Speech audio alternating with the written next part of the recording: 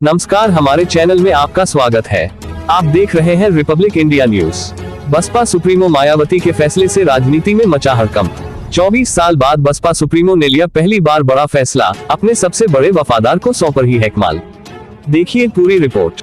24 साल में पहली बार मायावती ने लिया फैसला, अपने सबसे वफादार को सौंप दी बीएसपी की कमान। फिर से मुख्यमंत्री बनने के लिए मायावती का भयंकर प्लान तैयार। 24 दिन में बदल डाली रणनीति।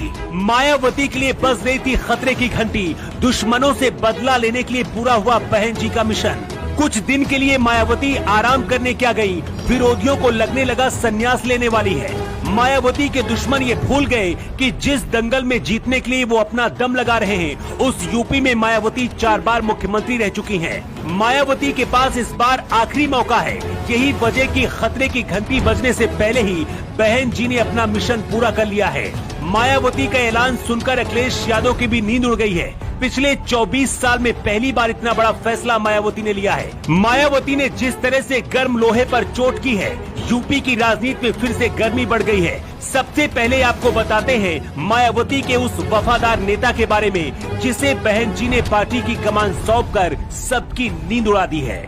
90 के दशक में जब मायावती राजनीति में संघर्ष कर रही थी, उसी दौरान मायावती को अपना आदर्श मानकर विश्वनाथ पाल ने बीएसपी पार्टी के लिए काम करना शुरू किया था।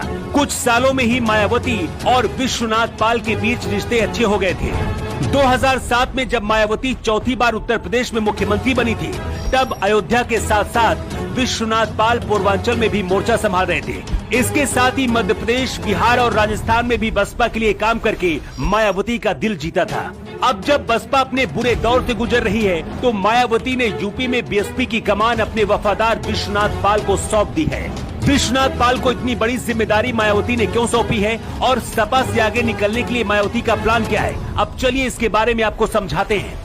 बसपा को इस वक्त राष्ट्रीय पार्टी का दर्जा मिला हुआ है, लेकिन अभी जिस तरह से पार्टी की हालत है, 2024 के लोकसभा चुनाव में अगर बसपा अच्छा प्रदर्शन नहीं कर पाई, तो इलेक्शन कमीशन इसे छीन सकता है। मतलब कि इस बार यूपी समेत बाकी के 3 और राज्यों में भी बसपा को अच्छा प्रदर्शन करना ही होगा। योगी सरकार बनने के बाद मायावती खुलकर बीजेपी पर कभी नहीं बोली, लेकिन अखिलेश यादव के खिलाफ बोलती है। योगी के सॉफ्ट हिंदुत्व को कहीं न कहीं मायावती का समर्थन मिलता रहा है, लेकिन इसकी वजह से बीएसपी को नुकसान भी बहुत ज्यादा हुआ। और यही वजह कि मायावती फिर से अपने दलित मुस्लिम समीकरण पर लौट आई है।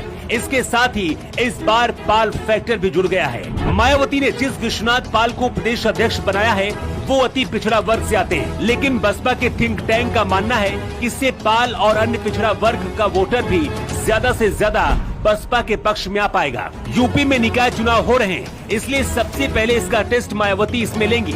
इसके बाद आगे की रणनीति पर काम करेंगी। मायावती ने 24 साल के बाद पाल समुदाय से किसी नेता को प्रदेश अध्यक्ष बनाया है। ये फैसला गेम चेंजर भी साबित हो सकता है। जो गलती अभी तक हुई है, उसे मायावती अब नहीं दोहराना चाहती है। मायावती किसी भी हालत में इस बार लोकसभा के चुनाव में सपा से ज्यादा सीटें हासिल करना चाहती हैं। अगर दलित, मुस्लिम और पाल समुदाय बसपा के पक्ष में आता है, तो 2024 में बसपा को अच्छी जीत मिल सकती है। इसके साथ ही 2027 में मायावती का मुख्यमंत्री बनने वाला सपना भी पूरा हो सकता है। क्या आपको भी लगता है कि विश्वनाथ पाल के आने के बाद यूपी में बसपा की फिर से आंधी आने वाली है?